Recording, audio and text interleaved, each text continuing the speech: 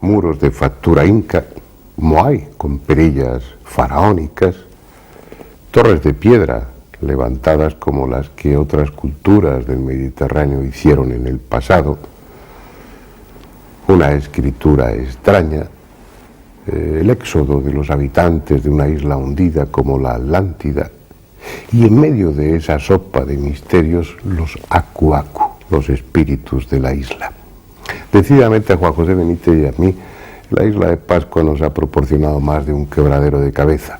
Él ha vuelto en otras ocasiones para tratar de profundizar en sus secretos, y yo terminé en Pakistán empujado por el misterio de las tablillas Rongo Rongo, y a cualquiera que vaya allí le sucederá algo parecido, porque todo está a la vista, tangible. Uno tiene la certeza de que la solución está allí mismo, pero es incapaz de encontrarla. Es algo irritante, como tener delante todas las piezas que componen un puzzle y la menor idea de cómo encajar unas con otras. Tal vez la culpa sea de los acu-acu, esos espíritus que tienen como principal misión impedir que los intrusos accedan a esos secretos de la isla. Los días que estuvimos allí no conseguimos verlos. Incluso levantamos nuestras tiendas para pasar la noche junto a uno de los monumentos funerarios. Sin embargo, ni aún así quedaron al alcance de nuestra vista. A pesar de todo, en la isla nadie duda de su existencia, así que tal vez ustedes tengan más suerte y en alguno de los planos que allí rodamos descubran la presencia de uno de esos enigmáticos seres. ¿Quién sabe? Todo es posible.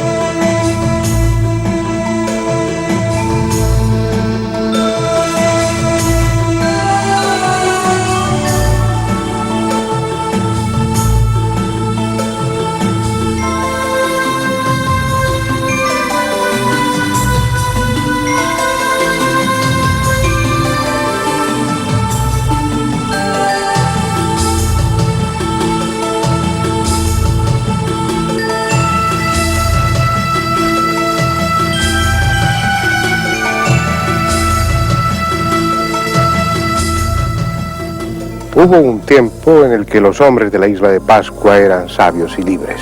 Sin más medios que sus manos y herramientas de piedra, dejaron tales pruebas de su ingenio que los hombres de hoy recorremos medio mundo para contemplarlas con asombro. Los moai son los testigos de esa época dorada y de la guerra fratricida que acabó con ella. Y los moai saben también los secretos de los viejos pascuenses, las razones por las que esta isla, perdida en mitad del océano, lejos de cualquier parte, mereció el pretencioso título de el ombligo del mundo. Pero su gesto de soberbia indiferencia y sus labios apretados dan a entender que no responderán a pregunta alguna. Junto a las reproducciones en madera de los típicos moai maea, los turistas se llevan las de otros seres mucho menos sólidos, los moai kaba kaba. Son extraños individuos de cuerpo cadavérico, descarnado casi, con ojos insólitamente vivos. Se vienen tallando así desde hace siglos, copiando con ligeras variantes las figuras que, según la leyenda, talló Touko-Io, un sabio escultor que llegó con los primeros polinésicos a la isla. Dice la leyenda que Touko-Io tuvo la dudosa suerte de encontrarse con dos espíritus, dos acu-acu, que dormían en una cueva esperando la llegada de la noche. Debió quedar espantado por su aspecto, pero el instinto de artista pudo más que el miedo y se quedó largo rato contemplándoles para poderles retratar después en la madera, como así hizo.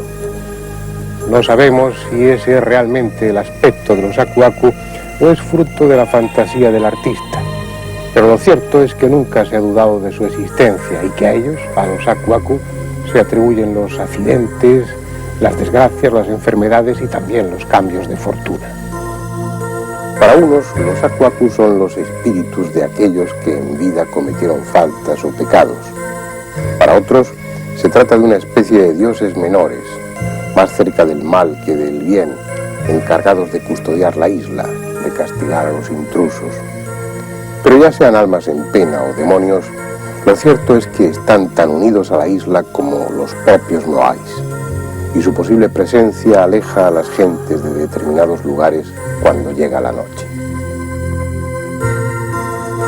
Como visitantes ocasionales de la isla no tenemos por qué temerles a los Aku-Aku, por lo menos a la maldición de esta isla respecto a los espíritus, a los Aku-Aku.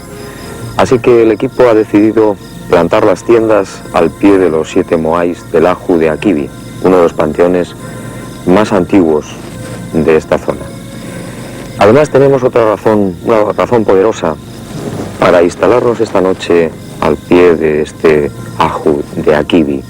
Hace aproximadamente 15 años, una expedición española, o por lo menos algunos de los miembros de esta expedición, aseguraron haber padecido una larga noche de pesadilla, largas carreras a lo largo de las tiendas de personajes invisibles, manos igualmente invisibles que les ataban y les sujetaban, e incluso en algún caso algún que otro golpe procedente de cuerpos que no fueron jamás vistos, y sobre todo psicofonías, las psicofonías que según estos expertos resultaron sorprendentes. La técnica de las psicofonías, como es bien sabido, resulta bastante elemental. Consiste en colocar una grabadora en el lugar adecuado, ponerla en marcha con una cinta virgen y esperar a ver si la suerte o los Aku-Aku pues provocan el que esa cinta quede impresionada con voces o con sonidos de naturaleza inexplicable, según algunos expertos, incluso procedentes del más allá. La realidad es que pase o no pase algo esta noche al pie del Aju Akibi, es un gran pretexto, un hermoso pretexto para vivir unas largas horas bajo uno de los cielos más hermosos del planeta.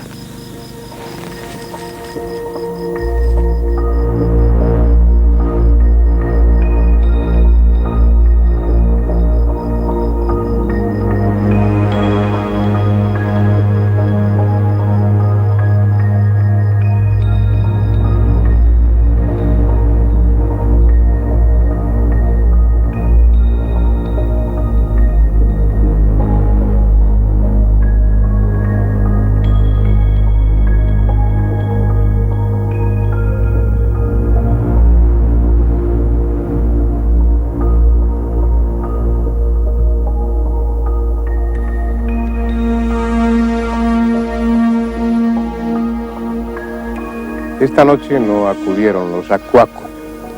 Tal vez hubiera sido mejor estrategia rodar esta parte del documental solamente en el caso de haber obtenido psicofonías. Pero nuestro planteamiento es que ustedes participen lo más directamente posible en todo lo que vaya sucediendo, que compartan con nosotros los descubrimientos y, como ha sucedido en este caso, también las decepciones. En la cinta no quedó grabado otra cosa que el viento y el lejano sonido del océano, pero eso no quiere decir que los Aku-Aku no existen, así que es posible que cualquiera de ustedes que venga a Pascua tenga más suerte. Bien, parece que el programa se ha iniciado bajo el signo de la desmitificación, así que puestos a ello vamos a seguir desmitificando algunos aspectos de la isla de Pascua que han dado pie a multitud de especulaciones, la mayor parte de las veces sin fundamento alguno. Uno de los capítulos que más ríos de tinta ha hecho correr ha sido justamente este, el de los muros de aspecto incaico. Grandes bloques de piedra aparecen escuadrados, incluso en bloques de más de 4 ángulos. La verdad es que de no ser porque nos encontramos realmente en Pascua, cualquier persona que observase estos muros podría pensar que se tratan de cualquiera de las ruinas de Sacsayhuamán o de Cuzco o de Machu Picchu. Esto ha hecho también que muchos otros autores pensasen que los incas podían haber llegado hasta Pascua y que podrían ser los autores de estos ciclópeos muros. Pero realmente se puede decir que es así. Una de las personas que probablemente más sabe de estos muros pascuenses es el arqueólogo Edmundo Edwards. Lleva más de 30 años estudiando la isla. Vamos a salir de dudas justamente preguntándole sobre la naturaleza o no incaica de estos bloques.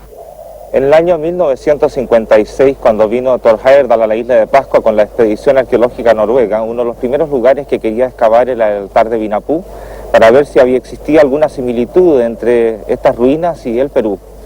El arqueólogo a cargo de esto, William Malloy, no encontró ninguna evidencia. Lo que sí es realmente asombroso que estas piedras tan bien labradas y tan parecidas a Sacsayhuamán existan en Isla de Pascua, pero también existen ruinas similares en el resto de Polinesia. En Marquesas también esta gente podía cortar la piedra de facción similar, y también en Guajine y en Bora Bora hacían grandes altares con losas de coral tan bien ajustadas como esta piedra. Esta piedra de acá está muy bien ajustada, como pueden ver. La técnica que utilizaban para tallar esta piedra es golpearla con un bolón de basalto bastante denso, y van entonces quebrando toda esta superficie que tiene bastante poros hasta que le dan un aspecto bastante parejo justamente para alinear y cortar estos vértices. Usaban normalmente el horizonte del mar. Se coloca la piedra frente al horizonte, uno se agacha, uno mira el horizonte y entonces uno puede percutirla hasta lograr una superficie completamente recta. La otra cosa bastante curiosa es que, como Heyerdahl suponía, si hubieran vivido un grupo de incas aquí en la isla de Pascua durante más de 1000 años, sería muy curioso de que en el lenguaje de la isla de Pascua, en más de 2000 palabras que se han recogido, no exista ninguna que no tenga una raíz polinésica.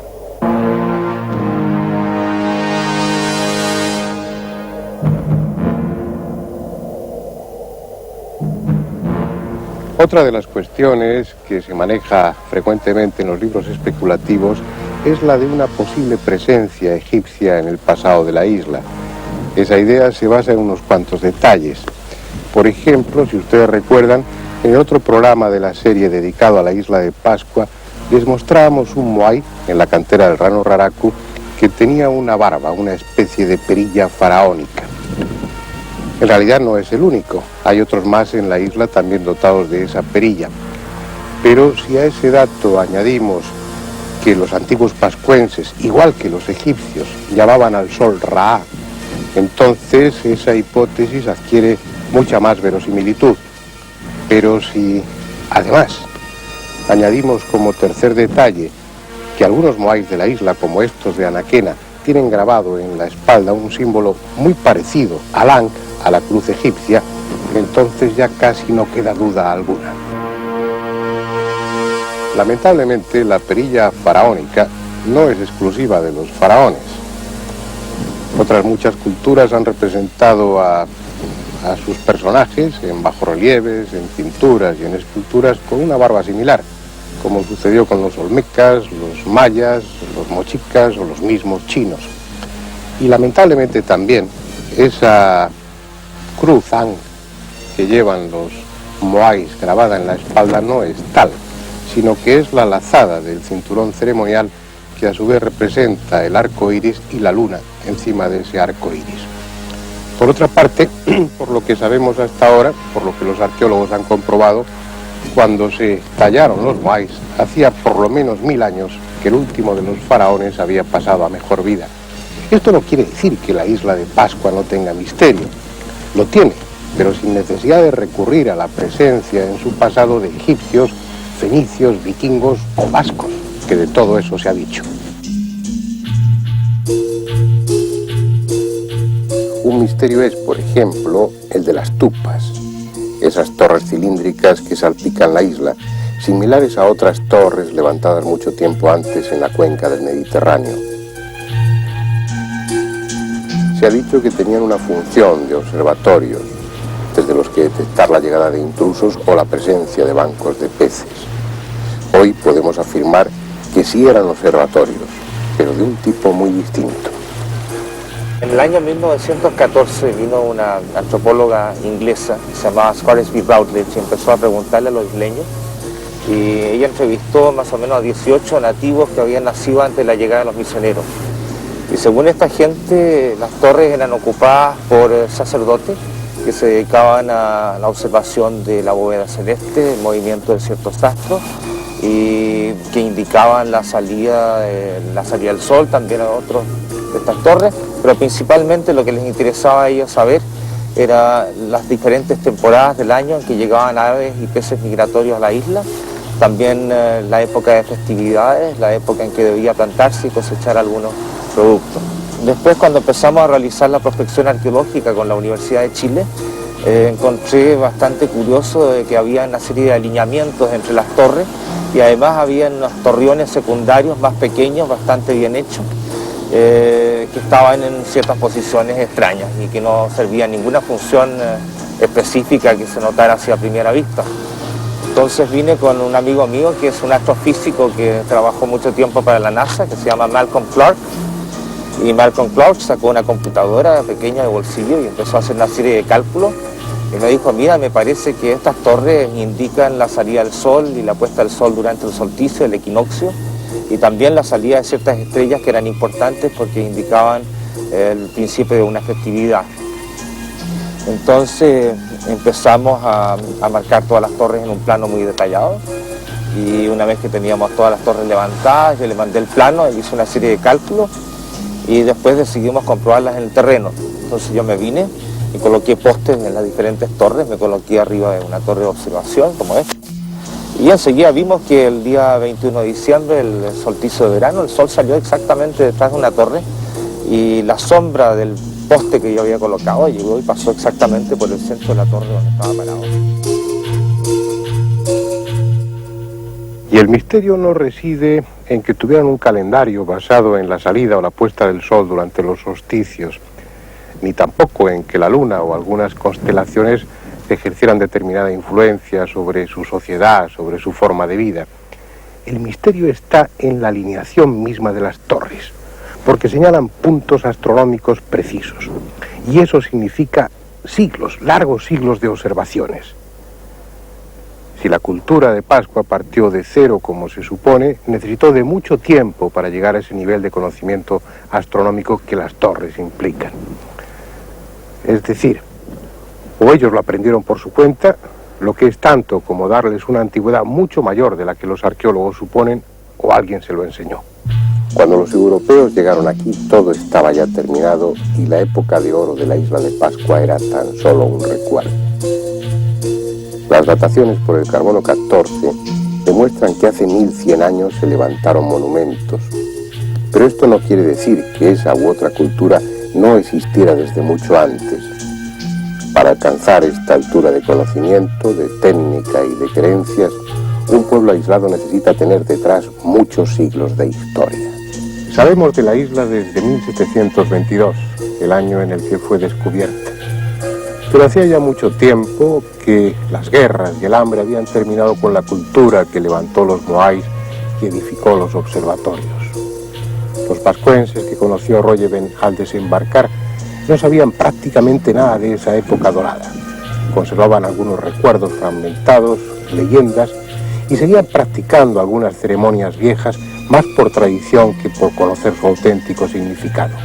Y es precisamente una de esas antiguas ceremonias la que nos ha traído aquí, a la cima del volcán Rano Kau.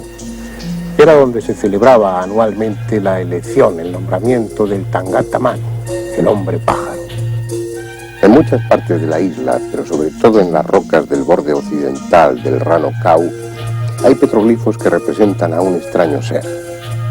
Un pájaro con cuerpo humano, o si se prefiere, un hombre con cabeza de pájaro. Está en una rara postura, como si su actitud fuese de oración, y es frecuente que se encuentre enfrentado y aún unido a otro ser similar.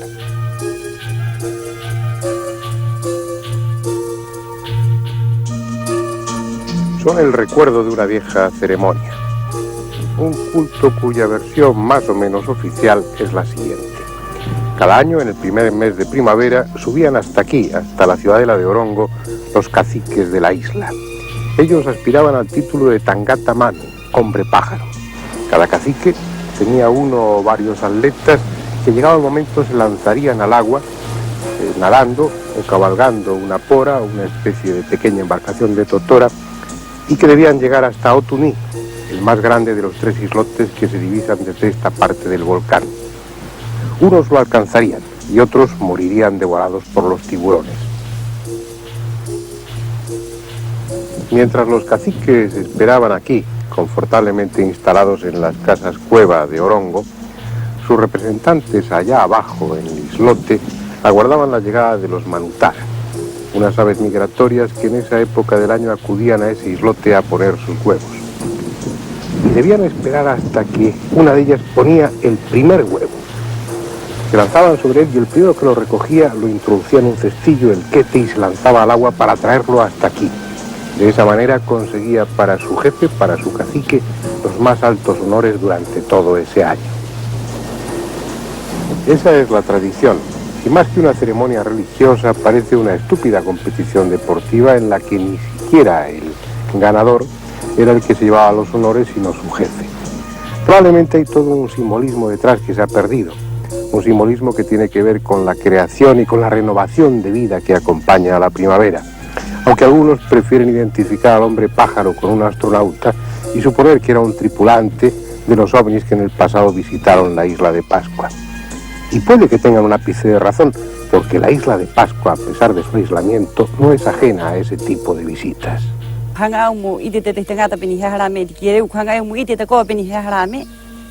Bueno, estaba diciendo en Pascuense que yo vi sobre el Cerro del Poique una gran luz quieta, una luz grande, quieta, de color amarillo. La luz era como una luz fuerte, tremendamente fuerte. Y esta luz la vio mi abuela, mi esposo, que estábamos recién casados, un sobrino menor. Bueno, sobre lo que vimos era una luz grande, inmensa sobre el Poique. Esto lo vimos como a las 2 o 3 de la mañana. Y sentíamos, cuando estábamos mirando la luz, sentimos como millones de zumbidos de avispas, de un ruido muy penetrante que nos molestaba en los oídos. Entonces miré hacia el mar y había una inmensa luz que era muy fosforescente. Entonces llamé a esta gente y salió este matrimonio y pudimos verlo. En realidad tenía una forma triangular y eran como miles de estrellas que brillaban. Yo veo una luz que viene de ahí arriba y viene y se pone aquí bien amarillito.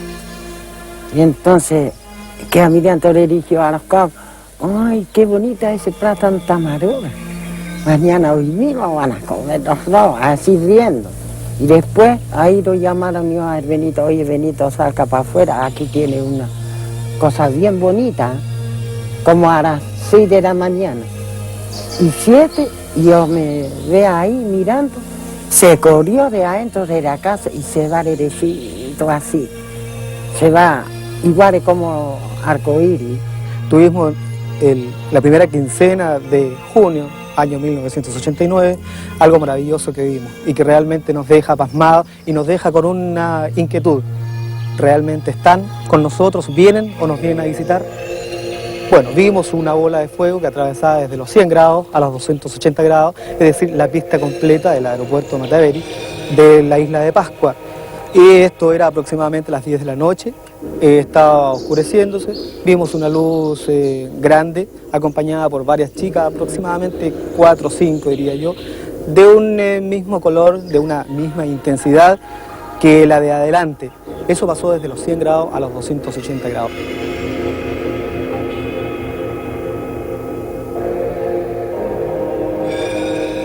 Dicen que la isla de Pascua está llena de túneles. Incluso hay autores poco cuerdos que en sus libros afirman que algunos de esos túneles unen la isla de Pascua con el continente americano. Y túneles hay, pero no tan largos y profundos. Como corresponde a una isla volcánica, los gases buscando su salida o la lava abrieron túneles, huecos y a veces amplios recintos subterráneos que los habitantes del pasado de la isla de Pascua utilizaron para diferentes fines. Unas sirvieron como alojamiento, otras como almacén y algunas, como esta, se utilizaron como tumbas. Vamos a verlas.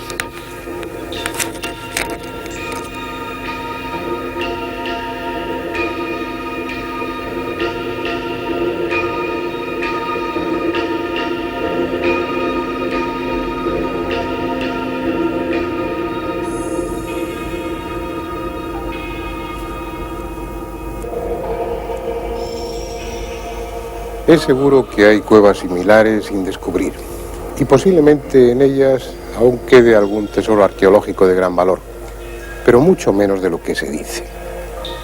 Cuando en 1955 estuvo Thor Heyerdahl en la isla, ofreció tales precios por las antigüedades que le mostrasen que los avispados pascuenses apresuraron a llenar cuevas como esta con reliquias recién fabricadas. De ahí surgió la leyenda de que el subsuelo de Pascua es algo así como una arqueológica cueva de Aladino. No había tanto, pero algo hubo, y posiblemente algo quede, algo tal vez de un valor tan inestimable como las tablillas Rongo Rongo. ¿Qué son las tablillas Rongo Rongo? Pues ni más ni menos que el mayor misterio de la isla de Pascua y, de paso, uno de los enigmas más desconcertantes sobre el pasado de la humanidad. Pero para hablar de ellas es preciso ir al Museo de Historia Natural en Santiago de Chile. No es fácil obtener permiso para filmarlas. La luz de los focos o la simple manipulación se consideran agresiones que pueden dañarlas. Y hay razón para tantos cuidados, porque solo quedan 24 repartidas por los museos, desde Leningrado a Washington, pasando por Roma, Londres o Berlín, y las 3 que se guardan celosamente en Santiago de Chile. Sobre la madera pulida, dibujadas, grabadas, hay menudas y estilizadas figuras. Se trata de escritura, de ideogramas que aún no han sido descifrados. Hombres, animales, plantas y elementos abstractos parecen combinarse en una extraña danza, componiendo el más hermoso ballet, el que da forma a los pensamientos y a los afectos, la escritura. Y esas tablillas, ellas solas, hacen de la isla de Pascua el lugar más desconcertante y enigmático del planeta. La escritura surge como una necesidad de comunicación.